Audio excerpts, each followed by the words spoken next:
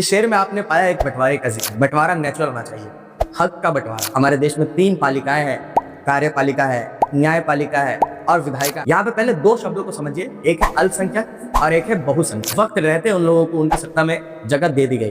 ठीक इसका विपरीत होता है, उल्टा होता है श्रीलंका के। बहुत बुरी तरीके से उन लोगों को ट्रीट भी किया जाता है। तमिल लोगों को अच्छी नजर से देखा भी नहीं आता कि तुम लोगों ने हमारे देश में कब्जा किया। तो राजीव गांधी ने 1990 के दशक में अपनी सेना वहां भेजी थी। अगर सत्ता में साझेदारी नहीं होगी तो मन मुटाव पैदा होगा, और मन मुटाव कभी कभी इतना बढ़ जाता है कि वह गृह युद्ध और हिंसा का रूप ले लेता है। लोकतंत्र की आत्मा है, ठीक है ना। लोकतंत्र का मतलब है लोगों का तंत्र, तो सभी लोगों का तंत्र, जैसे कि भारत के अंदर होता है। तो हमारे देश के अंदर क्षैतिज वितरण होता है। भीड़ तो ऊंचा सुनेगी दोस्त, मेरी आवाज गिर पड़ेगी दोस्त। दोस्ती लफ्ज ही में दो है दो, यहाँ सिर्फ तेरी नहीं चलेगी दोस्त। इस शेर में आपने पाया एक बंटवारे का जिक्र है। देखिए, जिस प्रकार से एक रिश्ते को चलाने के लिए बंटवारे की आवश्यकता है, बंटवारा नेचुरल होना चाहिए, हक का बंटवारा।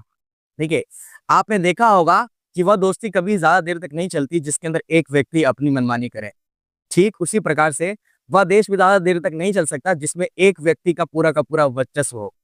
तो इस अध्याय में, आज के इस अध्याय में सत्ता की साझेदारी में राजनीतिक का ये जो पहला चैप्टर है, इसमें हम यही देखेंगे कि किस प्रकार से हमारे देश के अंदर या फिर बाकी देशों के अंदर में वहां की सत्ता का बंटवारा किया जाता है भिन्न भिन्न अंगों में। जिस तरीके से आपने सुना होगा बाकी के क्लासों में, हमारे देश में 3 पालिकाएं हैं, कार्यपालिका है, न्यायपालिका है और विधायिका है। तो ये पालिकाएं क्या कार्य करती हैं, तो आपने ये सारी चीजें पहले भी पढ़ रखी है और इस चैप्टर में भी पढ़ेंगे, और इस क्लास में, पूरी क्लास में पढ़ लेंगे। इस चैप्टर में तो नहीं है, खैर इस चैप्टर के अंदर 2 एग्जाम्पल लिए गए हैं। एक तो बेल्जियम है जो एक देश है, वहां की कहानी ली गई है, और एक है श्रीलंका कि वहां पर किस प्रकार से सत्ता की साझेदारी नहीं की गई और उन देशों को गृह युद्ध का सामना करना पड़ा। उन देशों में मेरा मुराद श्रीलंका से है, क्योंकि बेल्जियम में तो गृह युद्ध नहीं हुआ था।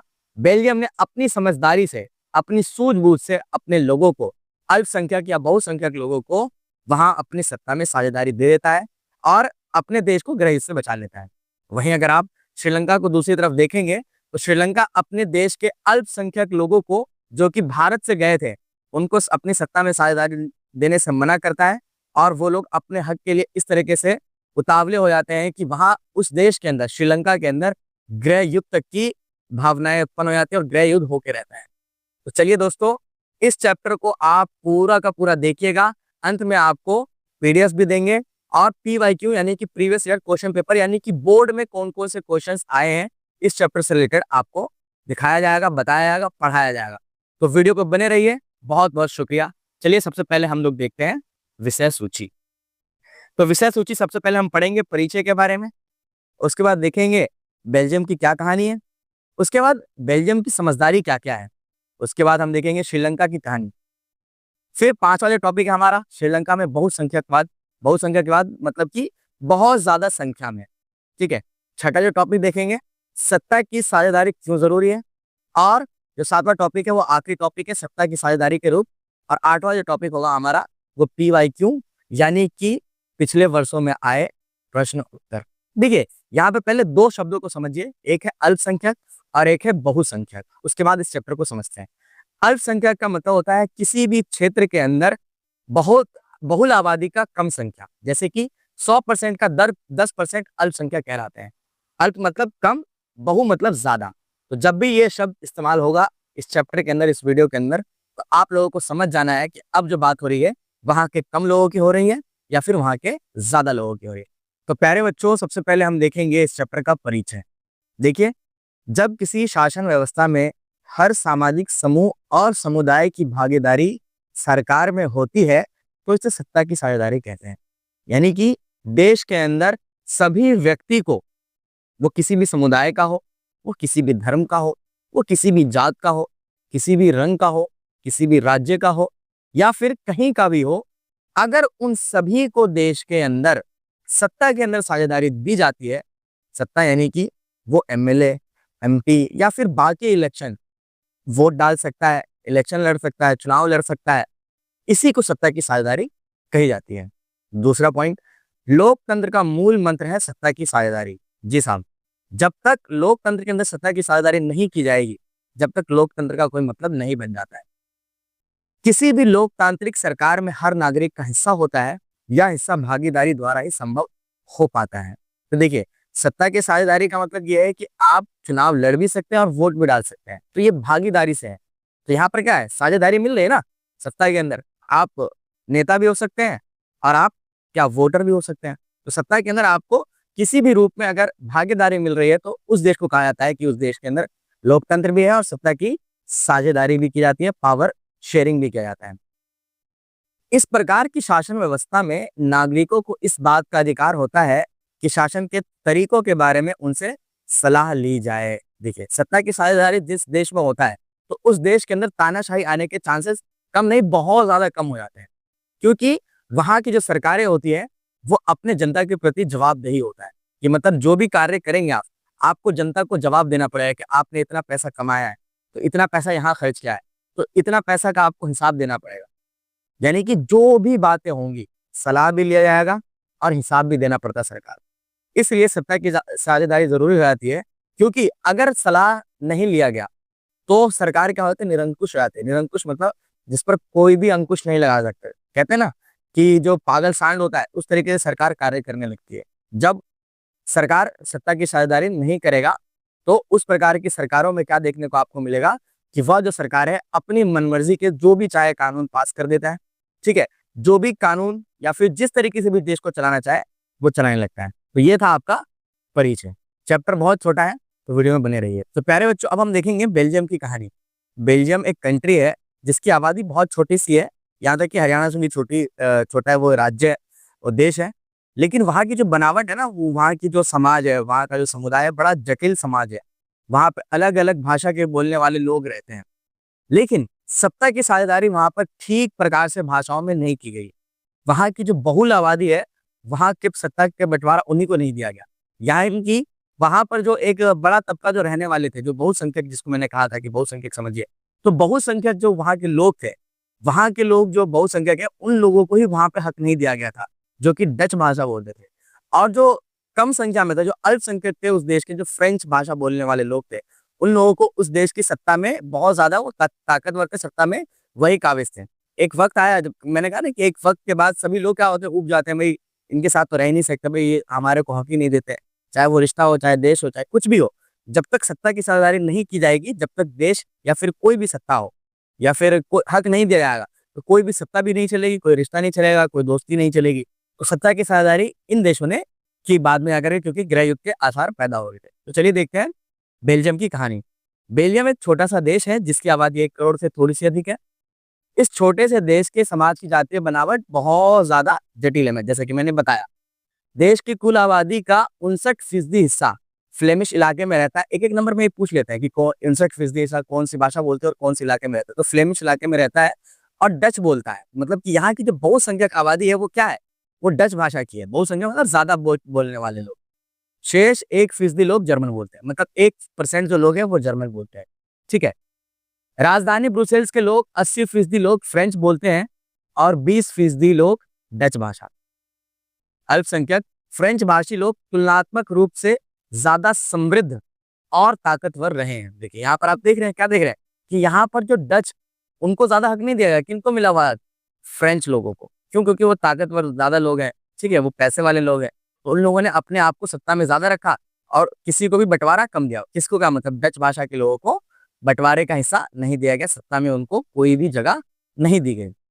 बहुत बाद में जाकर आर्थिक विकास और शिक्षा का लाभ पाने वाले डच भाषी लोगों को स्थिति से नाराजगी थी। बहुत बार मैंने कहा है कि नाराजगी जब स्टार्ट हुई तो गृह युद्ध के चांसेस बन गए। ठीक है, इससे बचने के लिए जल्दी से सरकार ने संविधान में संशोधन किए 1990 के करीब में और लोगों को वहां हक दिए। अगला देखते हैं, इसके चलते 1950 1960 के दशक में फ्रेंच और डच बोलने वाले समूहों के बीच में तनाव बढ़ने लगा। और तनाव सत्ता में साझेदारी नहीं हुई तो लोग एक दूसरे को संदेह की नजर से देखने लगे। वो एक तो इससे क्या हुआ कि देश टूटने के चांसेस नजर आए। ठीक है, तो सत्ता बेल्जियम ने क्या किया, अपनी समझदारी से बहुत ज्यादा काम लिया। तो नेक्स्ट टॉपिक है हमारा बेल्जियम की समझदारी।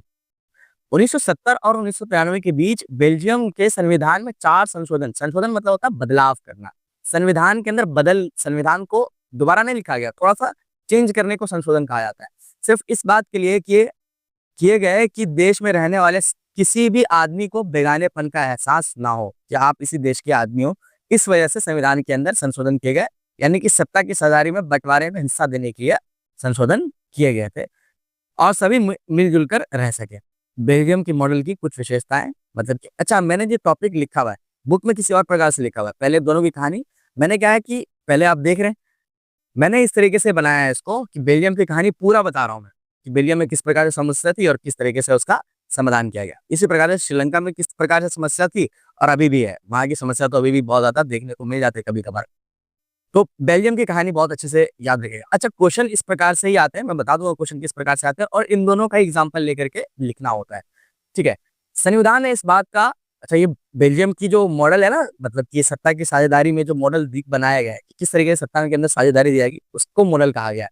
ठीक है, संविधान में इस बात का स्पष्ट प्रावधान किया गया है कि केंद्रीय सरकार में डच और फ्रेंच भाषा मंत्रियों की संख्या समान रहेगी। अब क्या है कि अब जो सत्ता की साझेदारी जब की गई, संविधान के अंदर ये बात लिख दिया गया कि दोनों भाषा के जो लोग हैं, यानी कि डच भाषा के लोग भी और फ्रेंच भाषा के लोग, दोनों की संख्या केंद्र सरकार में, जो बड़ी सरकार होती है, जो सेंटर में जो सरकार रहेगी, उस सरकार के अंदर इन दोनों भाषा के लोगों को बराबर बराबर हिस्सों में, यानी कि अगर 50 लोग उसके रहेंगे, एग्जाम्पल के तौर पर बता रहा हूँ, अगर 50 लोग उसके रहेंगे तो 50 भी इनके रहेंगे। 4 प्रावधान किए गए, तो चारों को पढ़ना है आप लोगों को। दूसरी बात है, केंद्र सरकार की अनेक शक्तियों देश के 2 इलाकों की क्षेत्रीय सरकारों को सुपुर्द कर दी गई। पहले क्या थी, वहां की जो लोकल गवर्नमेंट, यानी कि लोकल है, वहां की जो सरकार थी, राज्य सरकार है, उनको ज्यादा हक नहीं दिया गया था। तो इस प्रावधान के बाद वहां के राज्य सरकार को भी सत्ता के अंदर साझेदारी बढ़ा दी गई। तीसरी बात है, ब्रुसेल्स में अलग सरकार है और इसमें 2 समुदायों का समान प्रतिनिधित्व है। और ब्रुसेल्स के अंदर भी क्या है, संविधान के अंदर लिखा है कि ब्रुसेल्स के अंदर भी जो सरकार, वो अलग अलग होंगी, लेकिन उनकी संख्या क्या होगी, बराबर होगी। मतलब अलग अलग समुदाय के, दोनों की समुदाय की जो संख्या होगी, डच भी और फ्रेंच भी, इन दोनों की जो साझेदारी होगी वो बराबर की संख्या में की जाएगी ब्रुसेल्स राजधानी के अंदर भी।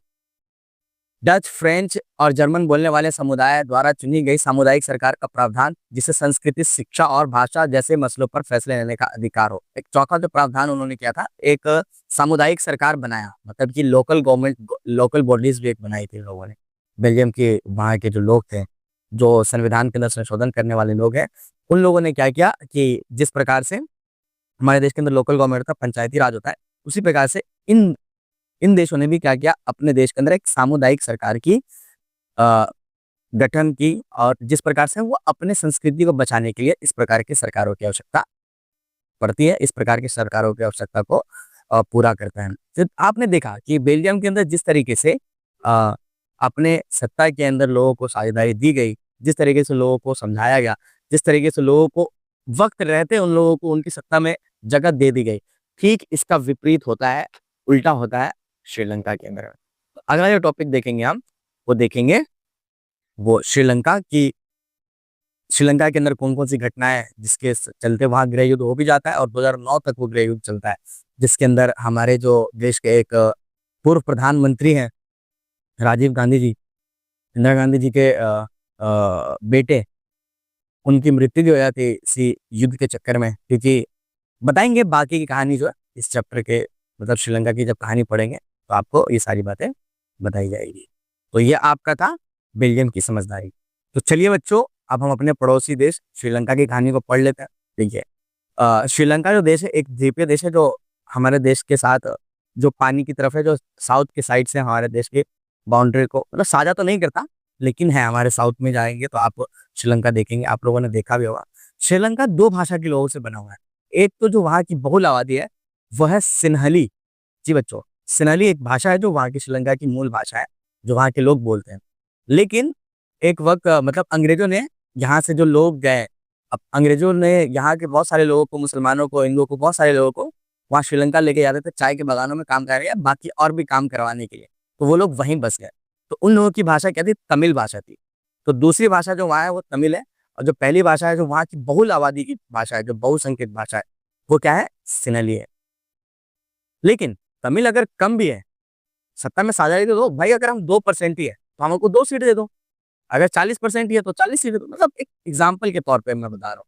लेकिन वहां की जो सरकार क्या करती है, वो बेहरमंदी करती है, वहां के लोगों को बिल्कुल भी जो तमिल के लोग हैं उनको बिल्कुल ही मतलब सत्ता के अंदर साझेदारी नहीं देती है।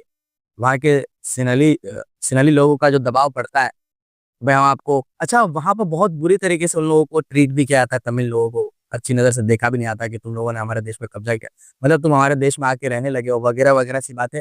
तो आप देखेंगे कि हमारा जो श्रीलंका हमारा कह रहा हूँ मतलब कि हमारे देश के पास जो श्रीलंका है वहाँ की स्थिति थोड़ी सी खतरनाक बन गई। क्यों? क्योंकि वहाँ पर सत्ता की साझेदारी नहीं की गई और 1980 के बाद से आए दिन वहाँ पर गृह युद्ध के चांसेस बनते रहे और गृह युद्ध हो भी गए। 2009 में आकर के ये गृह युद्ध शांत हुआ है। आप जाकर के गृह युद्ध मत समझते हैं कि आपस में ही दो समुदाय का लड़ना, ठीक है? जैसे कि हमारे देश के अभी हाल ही में आज जो तारीख है 2025 चल रहा है, 2024 में आपने एक घटना देखी है। 2024 में जो घटना है मणिपुर के अंदर दो जो अलग अलग समुदाय के लोग हैं जो बहुत दिनों तक लड़ते रहे, तो ये गृह युद्ध जो चल रहा है मतलब घर के अंदर ही दो लोगों का लड़ना गृह युद्ध कहलाता है। ठीक है, चलिए देखते हैं श्रीलंका की क्या कहानी थी। श्रीलंका एक द्वीपीय देश है जो भारत के दक्षिणी तट से कुछ किलोमीटर की दूरी पर है, जिसकी आबादी करीब 2 करोड़ है। सबसे प्रमुख सामाजिक समूह सिनलियों का 74% तथा तमिलों का 18% है। तमिल तमिलों में भी दो समूह है, श्रीलंकन तमिल, श्रीलंकाई मूल के तमिल है 13% है, मतलब कि श्रीलंका के अंदर भी तमिल लोग बोलने वाले थे और यहाँ के भी तमिल लोग। तो 18% में से 13% तो वहीं के लोग हैं तमिल है, और बाकी जो 5% बचे वो हिंदुस्तान से गए हुए हैं, किसी कारण से पलायन कर गए वहाँ। हिंदुस्तानी तमिल जो औपनिवेशिक शासन काल में बागानों में काम करने के लिए भारत से लाए गए लोगों की संतान है, मतलब भारत से जो अंग्रेज यहाँ के लोगों को जो बागानों में काम करवाने के लिए वहां लेके गए, तो वहां की जो 18% तमिल आबादी है उसमें 13% वहीं के तमिल है, श्रीलंका के तमिल लोग हैं, और 5% जो लोग हैं वो भारत के तमिल लोग हैं जो किसी किसी कारण से प्रवास करके वहां पर गए थे, उनकी संतानें हैं। अधिकतर सिन्हली भाषी लोग बौद्ध धर्म को अपनाते हैं, जबकि तमिल भाषी लोग कुछ हिंदू है और कुछ मुसलमान है। ठीक है, तो भाषा भी अलग है और धर्म भी अलग है, लेकिन अलग होने के बावजूद भी अगर देखा जाए तो उन लोगों को हक तो मिलना चाहिए ना। भाई आपके देश में अगर हम रह रहे तो कोई कम आबादी थोड़ी, 18% की आबादी कोई कम थोड़ी होती है। एक दो लोग तो रह नहीं रहे कि भाई इन लोगों को सत्ता के अंदर क्या है, ये दो लोग थोड़ी सत्ता में रहेंगे। ये तो करोड़ों की संख्या में अगर 18% तो लाखों बन रहे हैं ना, तो लाखों की संख्या के लोग तो आप साझेदारी दोगे ना भाई। लेकिन यहाँ की सरकार जो है साझेदारी नहीं देती है, और जिसके कारण वहां पे क्या होता है, गृह युद्ध देखने को मिलता है। श्रीलंका की आबादी में ईसाई लोगों का 7% और वह सिनली और तमिल दोनों भाषाएं बोलते हैं। ईसाई लोग भी रहते हैं वहाँ। सबसे बड़ा जो धर्म है वहाँ का वो कौन सा है, वो है वहाँ का बुद्ध धर्म, जो ज्यादातर लोग वहाँ के बुद्ध धर्म को अपनाते हैं। ठीक है, श्रीलंका में बहुसंख्यकवाद, अगला टॉपिक आप देख रहे हैं वो है श्रीलंका में बहुसंख्यकवाद। लोकतांत्रिक रूप से निर्वाचित सरकार ने सिनली समुदाय की प्रभुता कायम करने के लिए अपनी बहुसंख्यक परिस्थिति के तहत कई कदम उठाए। सिनली को एकमात्र राजभाषा घोषित कर दिया। भाई बहुसंख्यक है तो जबरदस्ती अपने देश के अंदर अपनी ही भाषा को राजभाषा, मतलब कि यही देश की भाषा है। हमारे देश में भी भाषा को लेकर आए दिन आज जो मैं वीडियो रिकॉर्ड कर रहा हूँ, आज के दिन भी रोज एक न्यूज देखने को मिलता है कि हमारे देश के अंदर भी भाषा को लेकर के बहुत सारे घटनाएं देखने को मिलती है। बिहार के लोगों को मारा जाता है, तमिल अगर आपको मराठी नहीं आती किसी भी देश के राज्य के अंदर मराठियों को लेकर के तो मराठी लोग मारते हैं, और मतलब सब नहीं मारते, मतलब बहुत सारे केसेस देखने को मिलते हैं। ठीक है, तमिल के लोग ये वो हिंदी को स्वीकार करने को तैयार नहीं है, मतलब मैं कह नहीं रहा हूँ कि वो स्वीकार करे, लेकिन एक जो मतलब एक दूसरे से क्या है, भाषा को लेकर के हम हर देश के अंदर ये सारे जो है मनमुटाव देखने को मिलता है। इसने क्या किया, यहाँ श्रीलंका की सरकार ने क्या किया कि वहां की सिनली जो भाषा थी उसको वहां की राजभाषा घोषित कर दी, और तमिलों को इससे क्या हुआ भाई, ठेस पहुंचा।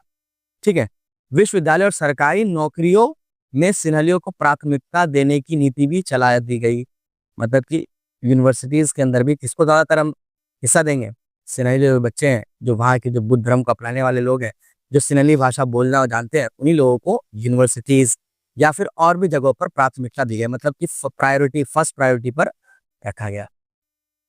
इन सरकारी फैसलों ने श्रीलंकाई तमिलों की नाराजगी को और शासन को लेकर उनमें बेगानेपन को बढ़ाया।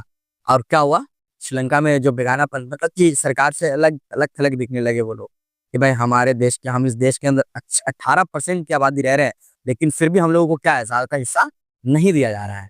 ठीक है, तो क्या हुआ, श्रीलंकाई तमिलों ने अपनी राजनीतिक पार्टियां बनाई, इसको बोलते हैं तमिल एलम एलम पार्टी बनाई। श्रीलंका के जो लोग, श्रीलंकाई तमिल जो भारत के और श्रीलंका के तमिल मिला करके इन लोगों ने तमिल एलम करके एक पार्टी बनाई, और क्षेत्रीय स्वतंत्रता हासिल करने तथा शिक्षा और रोजगार में समान अवसरों की मांग को लेकर संघर्ष किया।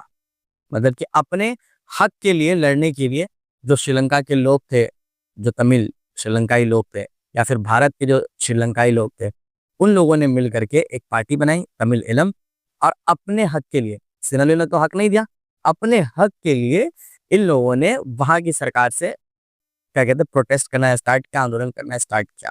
और आंदोलन क्या हो गया, गृह युद्ध में बदल गया।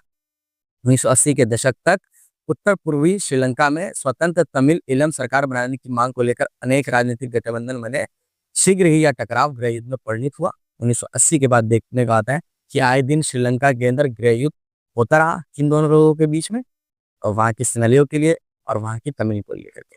तो वहां पर आज तक देखिए सत्ता की साझेदारी नहीं की गई। तो आज भी आने वाले टाइम पर भी क्या है देखने को मिल सकता है कि सत्ता के अंदर कभी भी लड़ाइयाँ हो सकती हैं। क्यों? क्योंकि आपको सत्ता के अंदर साझेदारी दे नहीं रहे। ठीक है, अब तक तो मुझे यही लगता है कि वहाँ सत्ता की साझेदारी नहीं की गई है, मैं देखूँगा। तो अगर कोई डाउट वगैरह हो तो कमेंट में लिख दिया करो और बता भी दिया करो। अगर मैं कह रहा हूँ कि सत्ता की साझेदारी नहीं हुई है, मुझे ऐसा लग रहा है कि वहाँ की सत्ता की साझेदारी, अगर आपको लग रहा है, आपने पढ़ा है कहीं कि सत्ता की साझेदारी हो गई है, तो आप कमेंट में लिख दें कि नहीं सर आप गलत बता रहे थे कि सत्ता की साझेदारी वहाँ पर कर दी गई है। तो मुझे ये पता रहेगा कि आप लोग एक्टिव होकर के मेरे चैनल पर है, आपको कुछ चीजें समझ आ रही हैं, आप अपने अपने डाउट्स कमेंट में जरूर डाला करें। तो ये जो आप देख रहे हैं शीघ्र ये जो घटना है वो किसमें बदल गया, गृह युद्ध में बदल गया। और गृह युद्ध लगभग 2009 तक चला।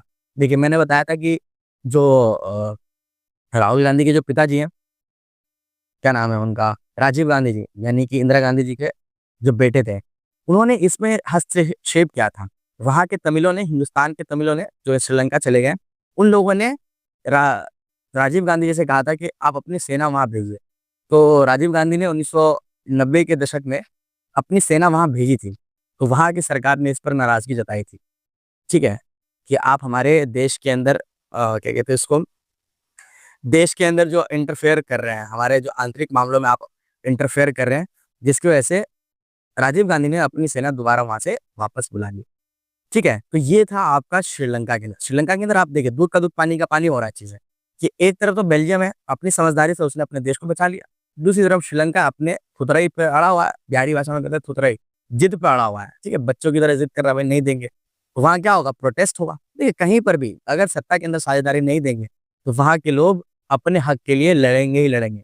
ठीक है ना, क्योंकि इंसानों की जो प्रवृत्ति यही है कि वो किसी भी अपने हक के लिए लड़ता है। जानवर भी लड़ते हैं भाई, अगर कुत्ते को अगर खाना नहीं दोगे टाइम पर, ठीक है, तो वो अपने हक के लिए वो लड़ता है। वो बहुत सारे जानवर जो होते हैं अपने हक के लिए लड़ते हैं। ठीक है, तो खैर ये था आपका श्रीलंका के अंदर बहुसंख्यकवाद, और आपने दोनों टॉपिक बहुत साधारण तरीके से समझ लिया है। श्रीलंका में बहुसंख्यकवाद किस तरीके से और उसकी समस्या, और बेल्जियम की अंदर कौन किस तरीके की समस्या थी और उसके समाधान। ठीक है, अगर आपको कोई डाउट हो, आपको कुछ कहना हो तो कमेंट के अंदर जरूर बताइएगा। जब वीडियो को आगे देखते रहिएगा, चैनल पर बने रहने के लिए बहुत बहुत शुक्रिया।